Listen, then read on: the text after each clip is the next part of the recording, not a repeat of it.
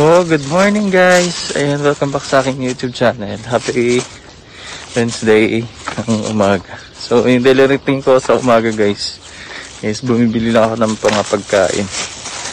Pentang. Babili ako ng pentang dun sa Pinoy store. Mamaya, papasok na naman ako. So, tara!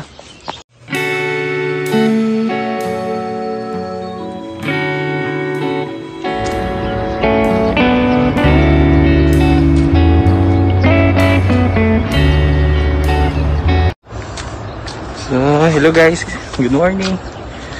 So, alas 6 na ng umaga, so papasok na rin ako. Welcome po sa ating another W episode vlog. So, araw na Miyerkules, July 21. So, papasok na tayo sa trabaho guys. So, iba namin kasama po pauwi na.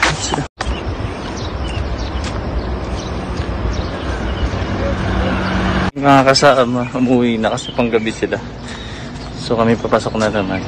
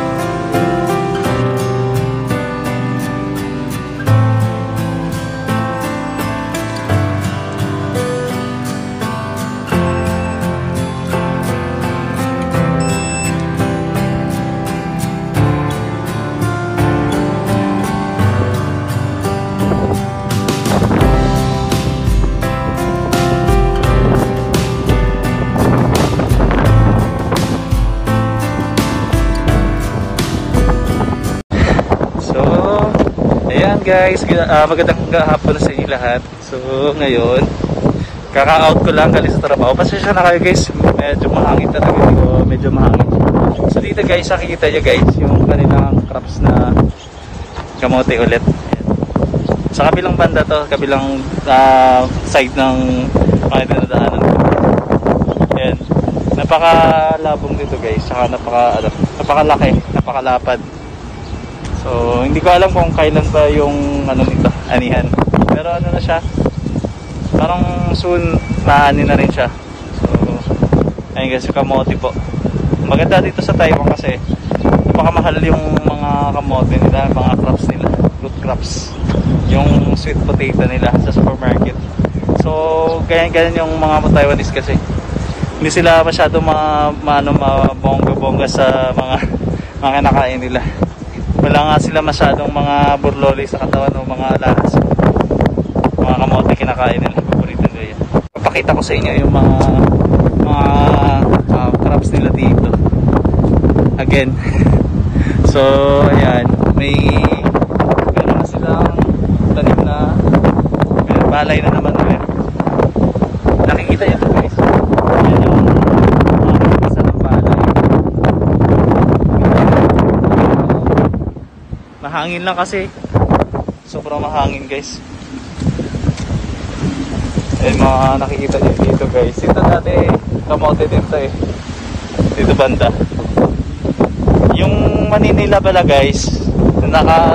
Yesterday lang. Ayan. Ano siya. Bunot na ito. Wala na tira.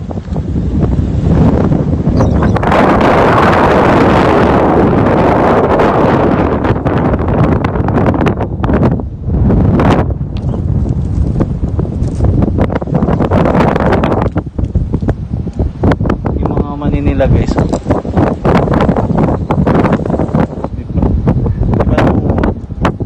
na guys yung mga Manila. Kaso wala na rin natira dito.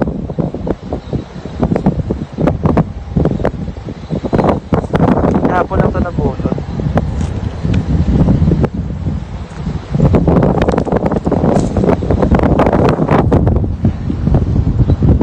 Ayan guys, dito na side, nung nakaraan yung mga nakikita nyo, tinatraktora to eh.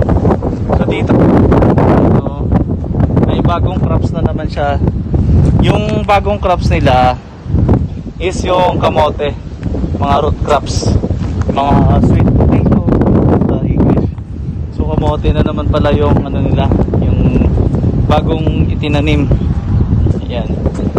So na isang araw lang nakita ko tayo na itinanim. Yung nagtatanim is machine din.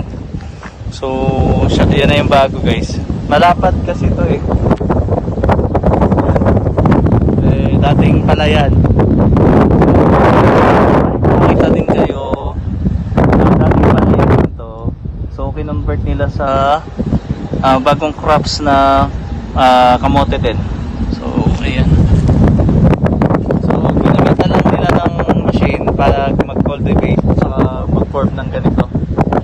Yung parang may ano siya sa gitna, parang kanal-kanal sa gitna. Kailangan pala ng ganun, no? Kasi para tataba yung mga kamote, tsaka dito siya mag ano tawag dito, dito yung hindi ko alam kasi sa Tagalog eh, yung magkakaroon na siya ng ano bunga. Ano ba yung bunga doon? Ayan yung Tagalog eh. So kailangan pala ng mga kanal-kanal, tapos parang sa kanal na yan, nakikita nyo to guys, oh. Parang sa kanal na yan, ano ng tubig, pwedeng lagyan ng tubig dito. So dyan, ano ba tawag sa Tagalog, yung crops na siya, mag-harvest na. And maglilay siya ng kanyang crops, yung kamote crops. Hindi ko may paliwanag sa inyo kasi ang hirap mag-Tagalog, nakalimutan ko. Parang bunga ba sa ilalim. So ayan guys, so ilang araw pa lang po eh, mga 3 araw, ganyan na siya.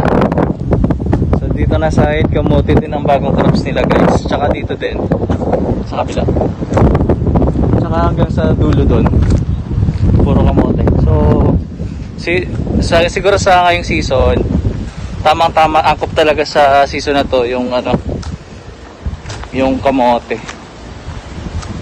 So dito na side wala pa eh. Siguro after nyan kamote na rin.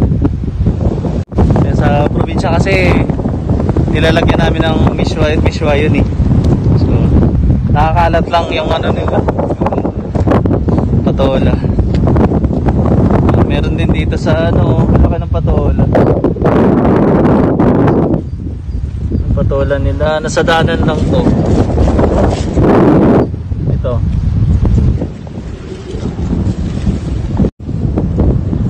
So dito guys, bakante na rin yung lupa dito. Tsaka dyan sa kabila. Ako bali disclaimer lang guys. Ayan, pero pakita ko lang sa inyo yung mga ano nila, mga crops nila, tsaka yung mga paano nila hinihanda yung mga lupa nila. Ayun, mahirap ang ano, palay eh. Siguro pagtanim nila gano'n, kumari itatanim nila kamote, so may parang naman siya. Yung purpose talaga pala ng kanal na to is yung tubig. Diyan na lang siya, diba? Yung napakalawak guys, no? Kakaiba talaga yung farming strategy nila ng mga Taiwanese. So yan. So guys, kung nakikita nyo to, itong mga maliliit na to, yan ay baba lang kasi ayun o, may bunga sa gilid.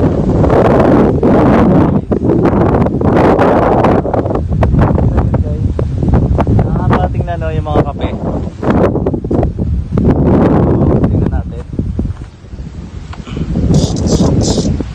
Nakakatakot, no? Ay, may bunga yung suha nila, oh. Yung suha nila, guys.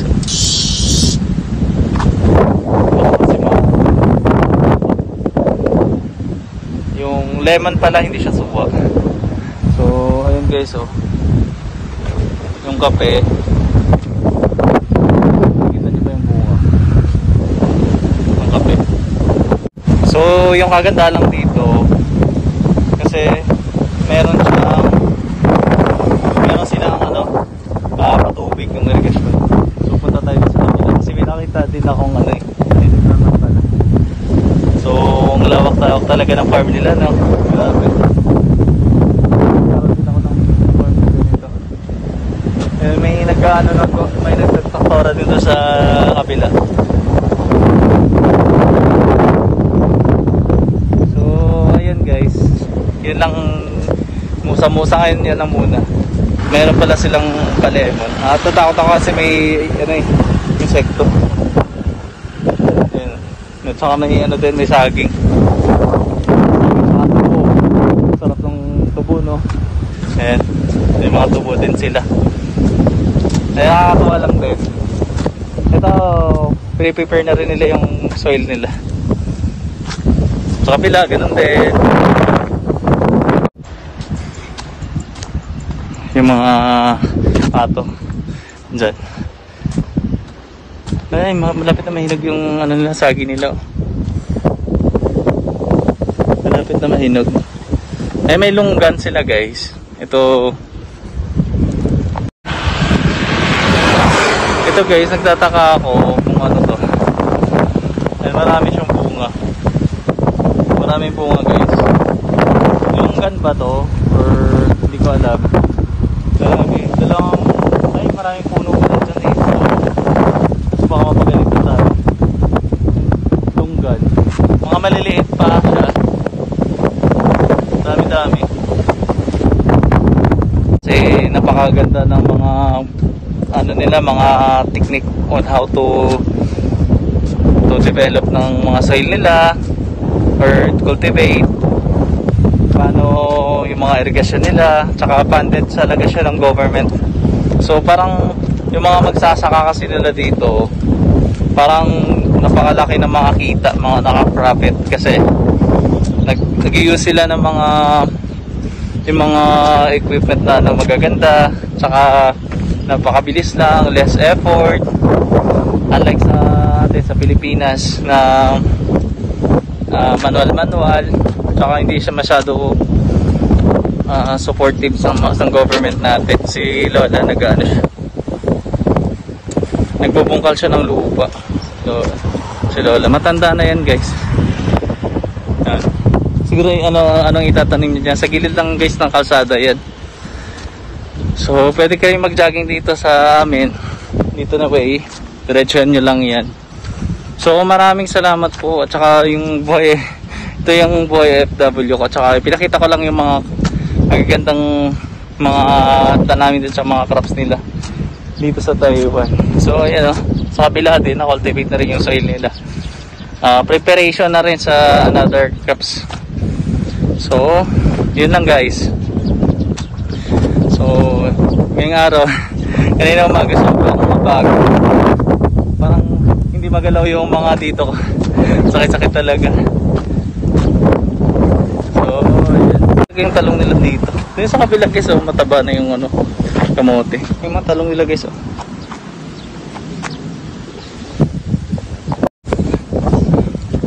parang hindi ako makabangon, pero pinilit ko rin makabangon para makapasok. Sobrang bigat kasi na mga binubuhat kong karton-karton, saka napakabilis. So ayan lang guys, tsaga-tsaga lang. Pero hindi ko alam kung hanggang kailan, hanggang saan. So ayun, buhay FW episode, tsaka yung mga crops nila pinapakita ko sa inyo. Parang may twist na rin yung ating pagbablog. Pasensya na kayo guys sa audio kasi medyo mapakahangin talaga siya. Napakainit, grabe. So para po sa inyo sa mga sumubaybay, saka sana po mamoney na ulit yung channel ko. Maraming salamat pala sa lahat na nag-support. Kaso parang nawawala na halin ako ng pag-asa kasi babawasan pa rin ako ng watch hours. So guys, salamat po sa pagsama sa akin, sa lahat ng mga kaibigan natin, mga nagsusuporta. So ako si Jembius po, ang inyong Coffeeus.